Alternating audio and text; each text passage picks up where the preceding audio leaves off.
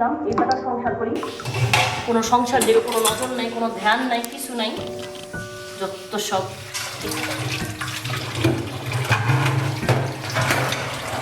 একটা বাড়িওয়ালাই ছিল, জমা ভাড়া ক্লিয়ার করতে না পারলে বাসা ছেড়ে দিয়েছে। আমার টাকা পয়সা নাই, টাকা পয়সা পাবো কই? তাই আমি সাবো না। টাকা ছাপাইতে না পারেন, জুয়া না খেলে টাকাগুলো সংসারে খরচ করলে হয়। এই কুত্তার বাচ্চা, আমি জুয়া খেলি? তাহলে যা টাকা লাগা সংসারে যা। তোর মতো জানোয়ারের সংসার আমি খালি ভদ্র করে মেয়ে দেখে করি। তাহলে যা বাকি যা, করতে বাইরে তোর সংসার কে করে? একটা মুখটা বললাম আমি সংসার করবো না, আমি সংসার করে আমার পোলা লিগা। পোলা কি তোর একা? পোলা আমার, যা পোলা লেখা তুই বাইরে যা। আরে জুয়া নিয়ে তুই পোলা পালবি কখন? তুই জুয়া খেলে বলবস না? আরে মাগি তুই কিন্তু বেশি বাইরে গেছিস আজকে। আবার আমি মারছি, কি করবি তুই? আজকে এই বাড়িতে লাস্ট যাইব তো।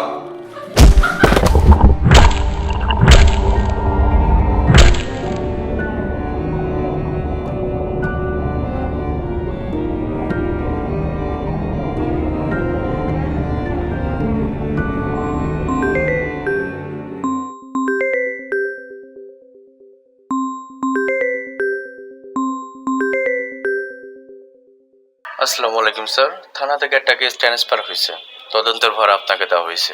কেস কি? Sir murder. আসছি।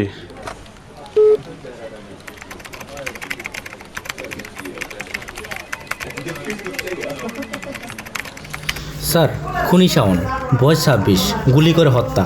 হত্যার আগে নিজের খবর নিজে দিয়েছে পুলিশকে। ইন্টারেস্টিং। তারপর? স্যার, ডেড বডি মিসিং, একটা ফোন আর হত্যা ব্যবহৃত পিস্তল জব্দ করা হয়েছে। কই দেখি।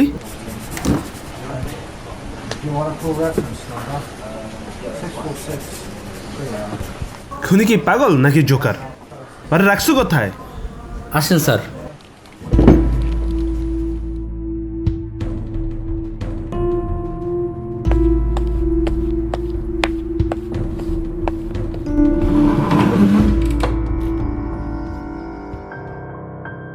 নাম?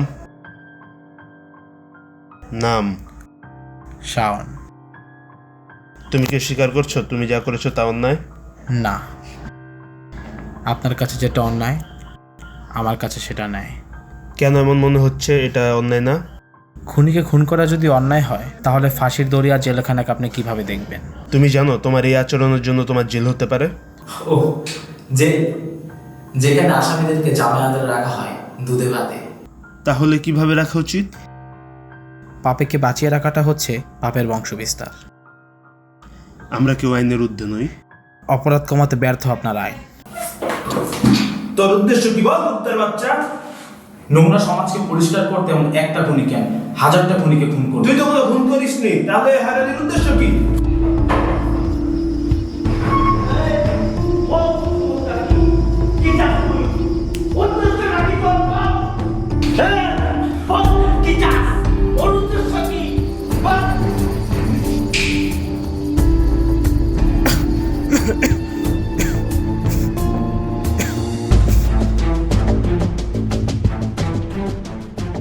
কি বুঝলা? বোঝার মতো তো স্যার কিছুই বললো না, সবই উল্টাপাল্টা। আমি অল্পতে উত্তেজিত হয়ে উঠলাম। ওর কথাবার্তার ধরন শুনে মনে হচ্ছে ও আমাদের ব্যস্ত রাখতে চায়। আচ্ছা, আমাদের ব্যস্ত রাখার কারণ কি? কারণ বের করাই তো আমাদের কাজ। ওর উদ্দেশ্যটা কি? এক কাজ করো, তুমি জাতীয় নিরাপত্তায় যোগাযোগ করো, দেখো কোনো তথ্য পাওয়া যায় কিনা। এবং শহরের পাশাপাশি কয়েকটি বাড়ি নিয়ে গড়ে ওঠে। আপু, কে যেন এসেছে। আসছি। ঘটনাটি শুনেছি আমি, খুবই অপ্রত্যাশিত। লোকটি কেনই বা এমন করলো? উনি তো যথেষ্ট ভদ্র ছিল। আচ্ছা, এত বড় একটি বাসা একজনকে কেন ভাড়া দিয়ে রেখেছিলেন? এই বাড়িটা একটু ভেতরে হওয়ায় ভাড়াটিয়া পেতাম না, আবার পেলেও বেশি দিন থাকতো না। তারপর বাসাটা উনি ভাড়া নেন এবং গত 1.5 বছর ধরে উনি এই বাসাতেই থাকেন। আচ্ছা, শাওন ছাড়া কি বাসা আর কেউ আসা যাওয়া করতো? না, মহল্লার লোকজন কখনোই তেমন কিছু বলেনি। আসলে উনি নাকি বাসা থেকে তেমন একটা বেরও হতো না। এর আগেও কি এরকম কোনো ঘটনা ঘটেছিল? দুঃখিত, আমি আম্মুর কাছ থেকে যতটুকু শুনেছি আপনাকে জানিয়েছি, বাকিটা আম্মু বলতে পারবে। আম্মু তো বাসায় নেই, আপনি না হয় অন্য কোনো দিন আসেন। জি, ধন্যবাদ। স্যার, জাতীয় পরিস্থিতি স্বাভাবিক, বড় কোনো হামলা বা দেশের বিরুদ্ধে কোনো ষড়যন্ত্র হচ্ছে না। ও বলছে খুন করেছে, কোনো ডেড বডি নেই, না আছে কোনো আলামত। স্যার, এখন কি করা যায়? ওর সাথে ওর মতো করে চলতে হবে। চলো।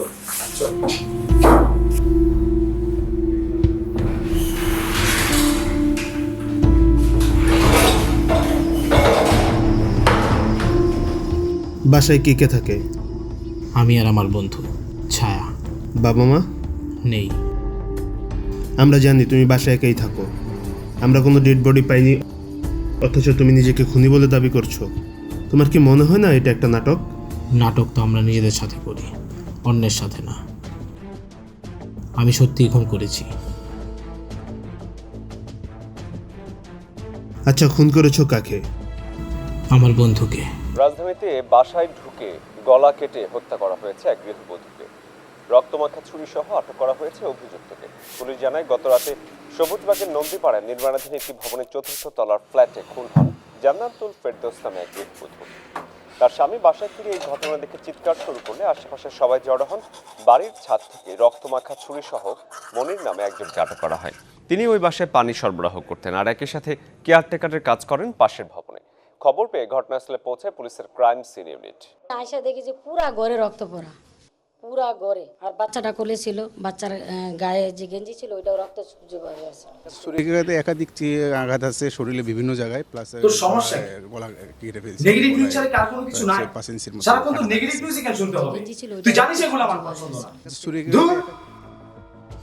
আচ্ছা, তোর এই টিভি নিউজের সাথে খুনের সম্পর্কটা কোথায়? সম্পর্কটা শুধু নেগেটিভ নিউজের সাথে। একটা মানুষ সারাক্ষণ নেগেটিভ নিউজ কেন শুনবে? এমসি কলেজ হোস্টেলে সংঘটিত ধর্ষণ মামলার তদন্ত কর্মকর্তা ঘটনার সাথে সরাসরি জড়িত ৬ জন ও ধর্ষণের সহযোগিতা করায় 2 জনের নাম উল্লেখ করে অভিযোগপত্র দাখিল করেন। চিফ মেট্রোপলিটন ম্যাজিস্ট্রেট আবুল কাশেমের আদালতে এর চার্জশিট জমা দেওয়া হয়।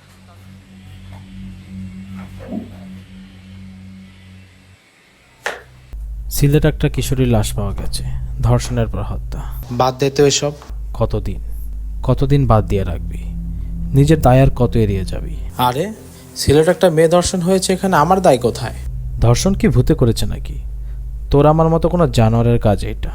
আর কত নিজের মধ্যে আর কত ঠাঁই দিবি? আর কত লুকিয়ে রাখবি সমাজ বিনষ্টকারী জানোয়ারটাকে?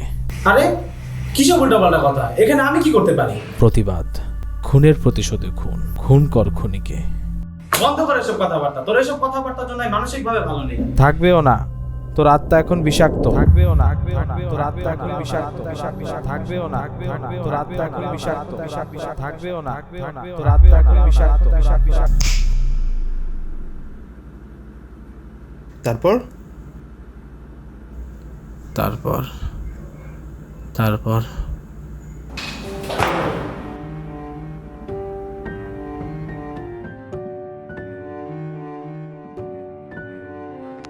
বড় হতে চাই, অনেক বড়।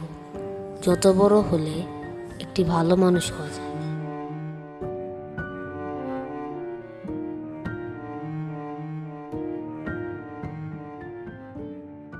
বন্ধুকে খুন করলো বন্ধু, তা আবার নেগেটিভ নিউজ শোনার দেয়। অদ্ভুত।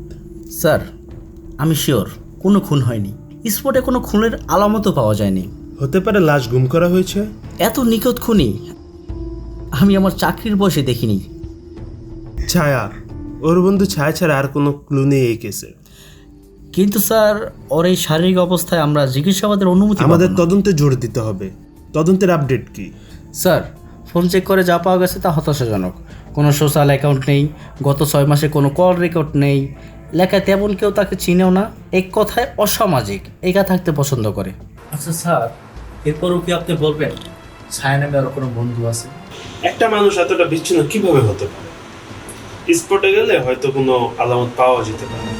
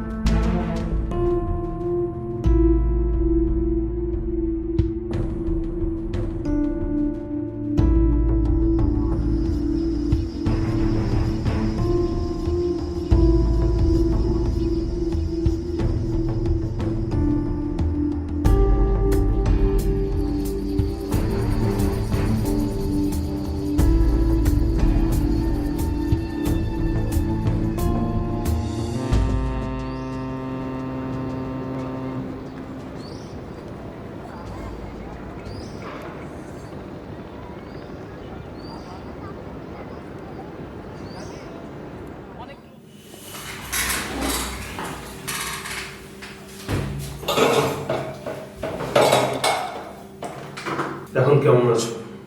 আমি কখনোই ভালো থাকি না। কেন? তদন্তের স্বার্থে জানতে চাইছেন, তাই কারণ বললেও বুঝবেন না। খুনের বিষয়ে জানতে চান, বলছি। কি বলবে? নতুন কোনো মন গড়া বানোয়ার গল্প? আচ্ছা, আপনার কেমন লাগবে যে অন্যায় আপনি করেননি সে অন্যায়ের দায় যদি বারবার আপনার মাথায় চাপানো হয়?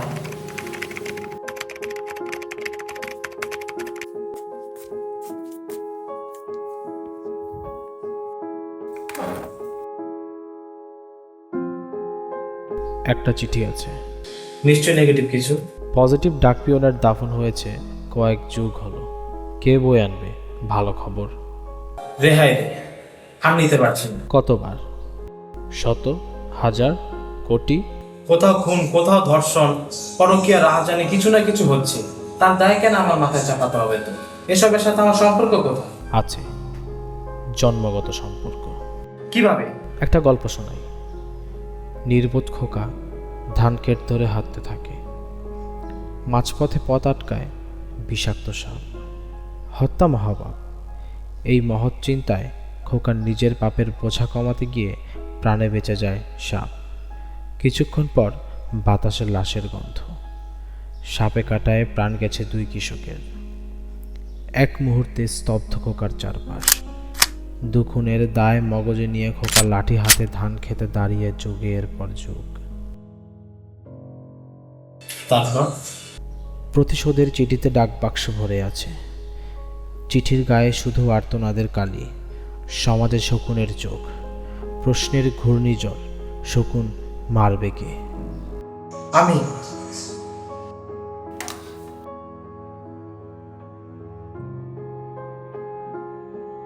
সারা রাত ঘুম হয় না, মনে হতো সব দোষ আমার। সারাক্ষণ ভাবতাম একজন থেকেই পরিবর্তন সম্ভব, আর করা উচিত। ভেতরে ভেতরে ক্ষোভ তৈরি হয় নিজের ওপর।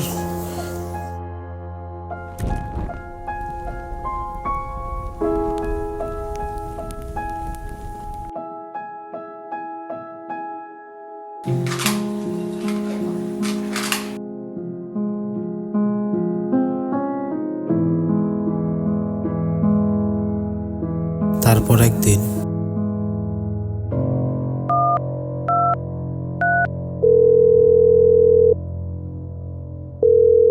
জাতীয় সেবায় কল করার জন্য ধন্যবাদ। বলুন কিভাবে সহযোগিতা করতে পারি? লেজারাস আবাসিক এলাকা, শেষ গলি, শেষ বাসা। এখন একটা খুন হবে। খুন হওয়ার পর খুনি আপনাদের অপেক্ষায় থাকবে।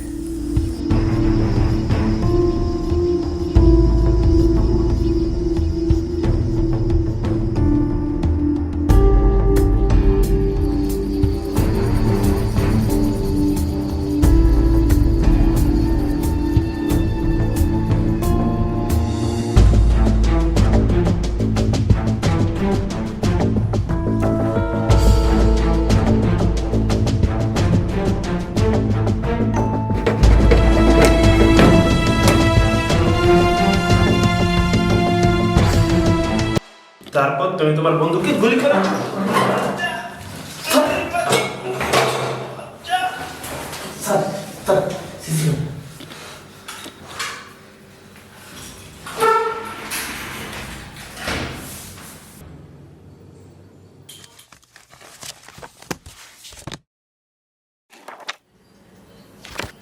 স্যার, কেসটা কি আমরা ছেড়ে দিব? বোকার মতো কথা বলো কেন? যাও গিয়ে স্যারকে বলো আমরা সবাই অপদার্থ। Sorry sir. হাতে শুধু কালকের দিনটাই আছে, এর মধ্যে প্রোগ্রেস রিপোর্ট জমা দিতে হবে। প্রোগ্রেস রিপোর্ট তো দূরে থাক, একটা ক্লু বের করতে পারিনি। স্যার, ওর প্রত্যেকটা কথা মিথ্যা, বানোয়াট। আমি ওর সব কিছু ঘেটেছি। ওর কোনো বন্ধু নেই, কারোর সাথে মিশে না, একাই থাকি পুরো বাসায়। এখনো পর্যন্ত কোনো ফোন কল আসে নাই। ক্লু কিভাবে পাবো? এত নিঃসঙ্গ একটা মানুষ কিভাবে হতে পারে? অনেক রাত হয়েছে, আপাতত বাসায় যাও। ঘটনার দিন স্পটে প্রথম কে গিয়েছিল তার সাথে যোগাযোগ করো, সকালে আমাকে আপডেট দিবা। যাও। আসসালামু আলাইকুম।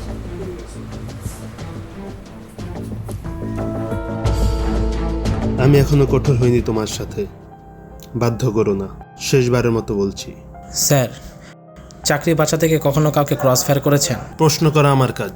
উত্তর না দিলে উত্তর পাবেন না। করেছি। কখন এমন হয়েছে চাকরি বাঁচাতে গিয়ে নির্দোষ কাউকে হত্যা করেছেন? করতে হয়। জানি স্যার, পেটের দায় করেন, কিন্তু এক প্লেট ভাতের দাম কি একটি জীবনের চেয়েও বেশি? এক প্লেট ভাতের জন্য আজকে মানুষের বিবেক পায়ের তলানিতে গিয়ে পৌঁছেছে। গুলি করার আগ মুহূর্তে অপরাধ বোধ হয়। তার মানে ভেতরে কেউ একজন আছে যে খারাপ কাজে বাধা দেয়। ভেতরে আরো একজন থাকে যে অন্যায় না করিয়ে ছাড়ে না।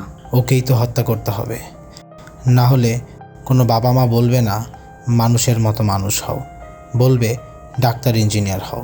নিজে বাঁচলে বাপের নাম, এই প্রবাদ চলতে থাকবে যুগের পর যুগ। পেটের দায়ে জীবনের দাম কমবে, মনুষ্যত্ব বিলীন হবে।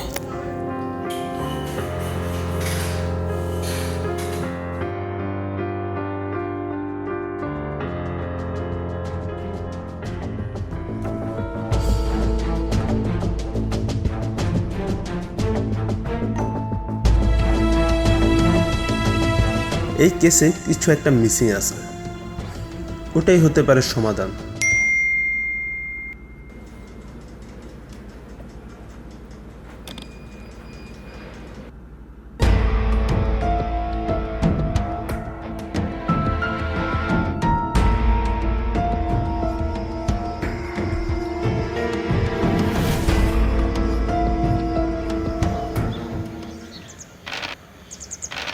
মামা কালকে তো 200 কট খেয়েছি, আজকে তো আপনারা 500 কট লাগাই দিব। আরে আগে বিড়ি দে, পরে 500 কর দিস।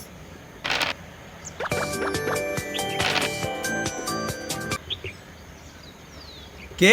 তোমার দেওয়া ঠিকানায় আমি দাঁড়িয়ে আছি, দ্রুত আসো। ও স্যার, আইতেছি। এ বেটা কই যাস? এই খেললিও না, ভিডিও দিয়ে গেলি না। এই ভিড়ি দিয়া যা।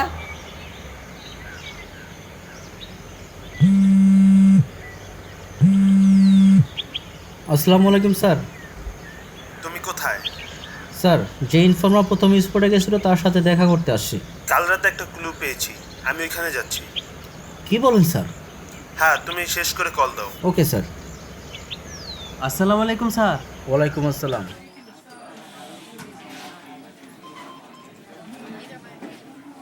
তো আপনি সামনে বলুন। জি, আপনি ছায়া?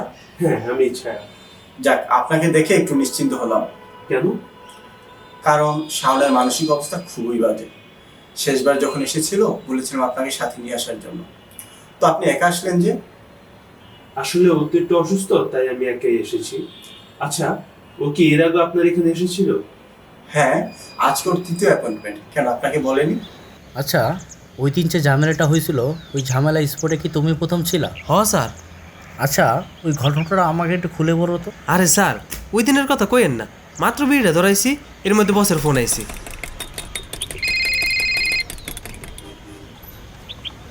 তোর এলাকার শেষ গলির শেষ বাসায় কোনো ঝামেলা হইতাছে নাকি দেখতো, আমরা আসতেছি।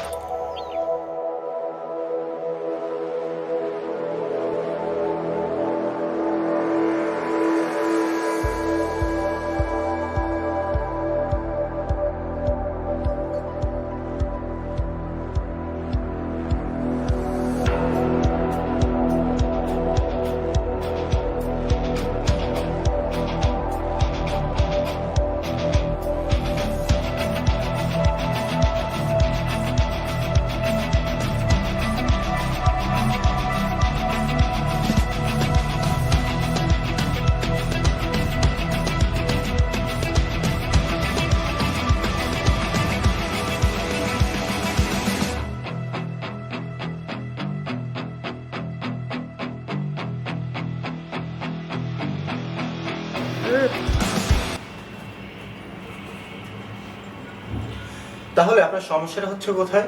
ইদানিং নেগেটিভ কোনো কিছু সহজে মেনে নিতে পারি না। নেগেটিভ যে কোনো কিছুতে মেজাজ ধরে রাখতে পারি না, বিশেষ করে টিভি নিউজ। তাহলে না শুনলেই তো হয়। আমি না, আমার বন্ধু শোনে, আমরা একসঙ্গে থাকি। আপনার ফোনটা একটু দেখতে পারি? হ্যাঁ, অবশ্যই। আচ্ছা, যখন নেগেটিভ নিউজ শোনেন তখন আপনার কেমন অনুভূতি হয়? মনে হয় দুহাত দিয়ে জোরে কেউ মাথা চেপে ধরেছে, অসহ্য মানসিক যন্ত্রণা বোধ করি, অসহনীয়, নিজেকে অপরাধী মনে হয়। আপনি নিজেও তো নেগেটিভ নিউজ? না, আমার বন্ধু ছায়া, ও আমার ফোনে এগুলো দেখে। তো আপনার বন্ধুকে নিষেধ করতে পারেন না? ও খুব অবাধ্য। বাসায় কে কে থাকে? আমি আর আমার বন্ধুই থাকি। যাই হোক, কিছু ঔষধ আর একটা টেস্ট দিয়েছি। টেস্টটা করিয়ে 14 দিন পর আবার আসবেন। ও যখন প্রথমবার এসেছিল তখন সব কিছুই স্বাভাবিক লেগেছিল। ও তখন অসুস্থতার প্রথম ধাপে, কিন্তু দ্বিতীয়বার যখন আসলো কিছুই স্বাভাবিক লাগেনি। আচ্ছা, আপনিও বাসায় একাই থাকেন তাই না? না, সাথে আমার বন্ধুও থাকে। আপনি ভেবে বলুন আপনি একা থাকেন কিনা। না।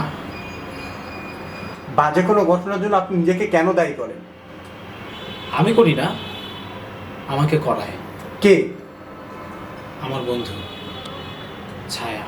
আচ্ছা ঠিক আছে, পরের বার আপনি আপনার বন্ধু ছায়াকেও সাথে নিয়ে আসবেন।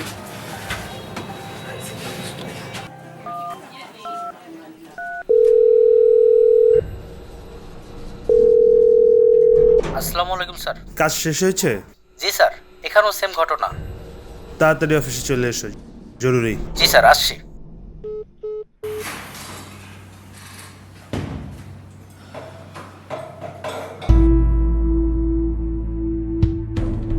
এটা কি? জানি না। মিথ্যে বলার আর কোনো সুযোগ নেই। তুমি অসুস্থ, এটা লুকানোর কারণ কি? আমি অসুস্থ না, ওই ডাক্তার আমাকে খুন করতে চেয়েছে।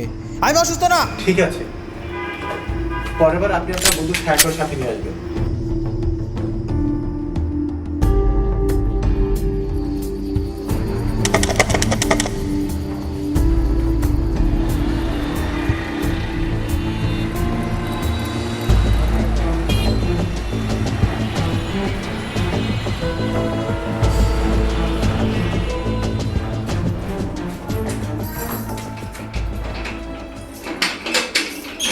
খুন করে পালানোর সময় চট্টগ্রামের সহযোগী সহ ঘাতক যুবক ধরা পড়েছে।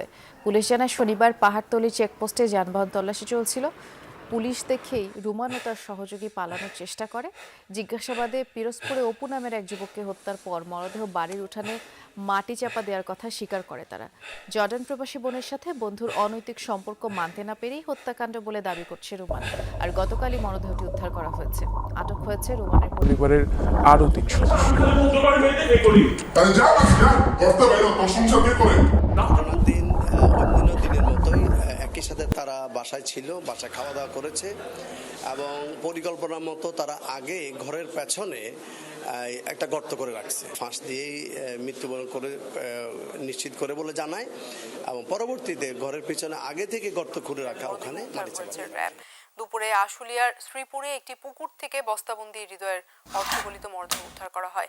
র্যাব জানায় দুই বন্ধু হৃদয়কে অপহরণের পর তার পরিবারের কাছে 50 লাখ টাকা মুক্তিপণ দাবি করে। টাকা না পাওয়া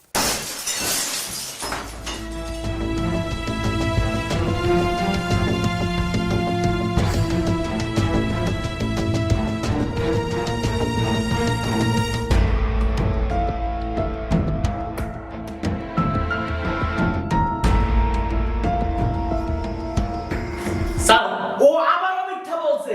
ওই দিন যে স্পটে যে প্রথম গেছিল সে আমাকে বলছে কোনো খুন করেনি ও। স্যার, ওই দিন তো কোনো খুন হয় নাই। হালাই তো একটা পাগল। আচ্ছা, তুমি শিওর ওই দিন কোনো খুনই হয় নাই? আমি 100% শিওর স্যার, আমার নিজের চোখে দেখছি ওদিন কোনোই খুন হয় নাই। কেউ মিথ্যে বলছে না। যে খুন করেছে সেও না, যে দেখেছে সেও না। যত ভুল ধারণা আমরা এত ভুল তদন্ত করে গেছি। কাল রাতে শাওনের ফোনে একটা মেসেজ আসে, ডক্টর অ্যাপয়েন্টমেন্ট, মনোরোগ চিকিৎসক। আজ সকালে ওখানে যাই আর জানতে পারি সিজোফ্রেনিয়া। শাওন সিজোফ্রেনিয়া রোগে আক্রান্ত। এই রোগ মানুষকে স্বাভাবিক জীবন থেকে বিচ্ছিন্ন করে। রোগী বিভিন্ন ভ্রান্ত ধারণায় বিশ্বাস করে এবং রোগী এমন কিছু শব্দ শুনতে পায় বা এমন কিছু মানুষের সাথে কথা বলে যার বাস্তবে কোনো অস্তিত্ব নেই। রোগী সবাইকে নিজের শত্রু ভাবতে শুরু করে এবং মনে করে সবাই তার ক্ষতি করতে চায়। তবে আপনাকে দেখে মনে হচ্ছে শাওন কিছুটা হলেও সুস্থ আছে। But why? আমি ভেবেছিলাম ছায়া বলতে কারোর কোনো অস্তিত্ব নেই। এইসব শাওনের ভুল ধারণা। শাওন মানতে রাজি না, ও পাগল। তাই সব বললো, ডাক্তারের বিষয়টা বলেনি। তার মানে শাওন বিকারগ্রস্ত? সবটাই ভ্রান্ত ধারণা। তোমার আমার কাছে হলো, শাওনের কাছে না। শাওন সত্যিই খুন করেছে, কিন্তু মানুষকে না, অমানুষকে, যেটা তোমার আমার মধ্যেও আছে। ভাবতাম মানুষ কিভাবে মানুষের সাথে অন্যায় করে। এখন বুঝি প্রতিটা মানুষের মধ্যে আরও একটা মানুষ থাকে। ওইটাকে জানোয়ার বললেও ভুল হবে না। যদি মানুষকে বাঁচাতে হয়, জানোয়ারকে মারতে হবে।